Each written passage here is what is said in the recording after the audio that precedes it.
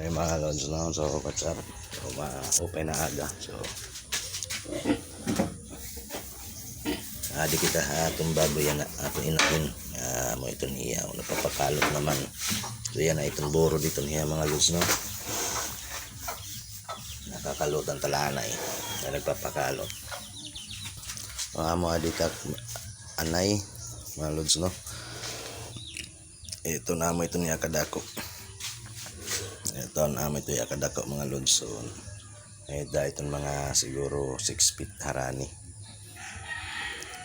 So ika-upat ito niya pag anak yan na mga lods, no? So ita akong gimpapakuan ito na yan na mga lods, no? Kay 110 days naman si hiya tikang hapag EI. So kinahanglan na hiya pagbabantayan. So bali ha at iba mga lods, no? So papakaon ko ito na iya is diri na gestating. So at diri na tago sa adit. So ba katunga nala para diri na damot iya nakakaon. Kanan usa mo pala itong gestating at dito ang akong kinuha. So gestating pala ito hiya kay 90 days pala hiya. Pero adi hiya. So lactating na takin papakaon ito na hiya. Kay 110 days naman hiya. So tikang pala itong kuwan 105 days niya. So lactating na ito.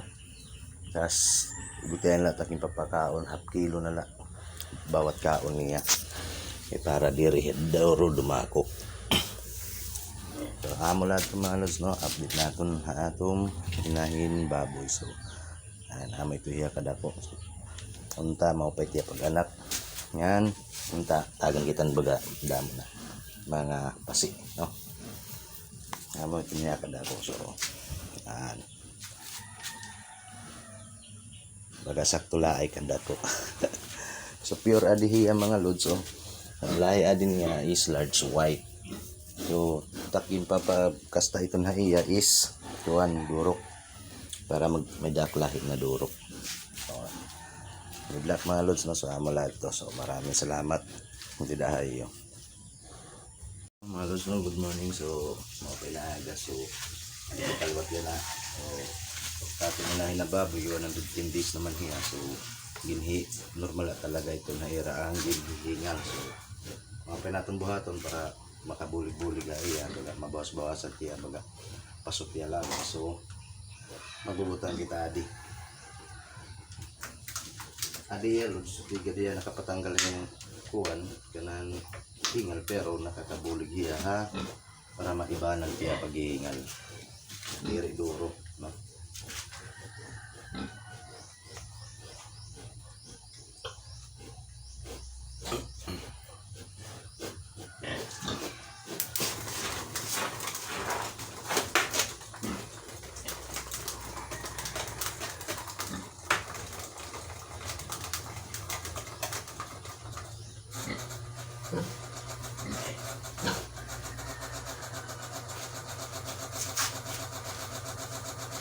Ito niya mga lord, no? Kinahanglan natin magbutang ito kay susugad yan na mapasok na.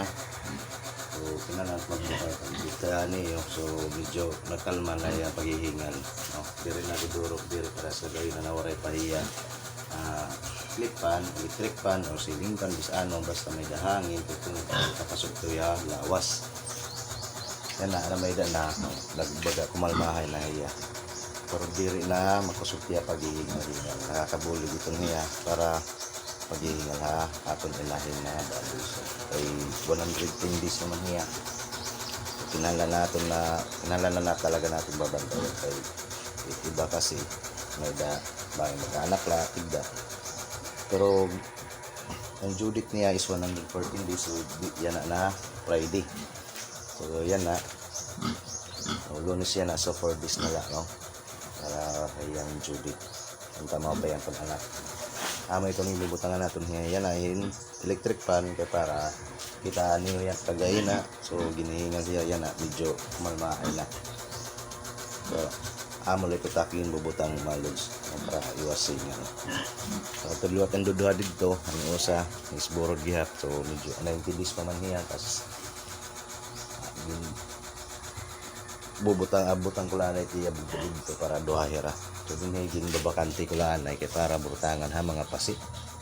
So buti ang mga pasipog pag may panganak na nila. So amo lahat ng mga lods, no. Maraming salamat nga pala sa SLCC, content creator, kasama ka, no?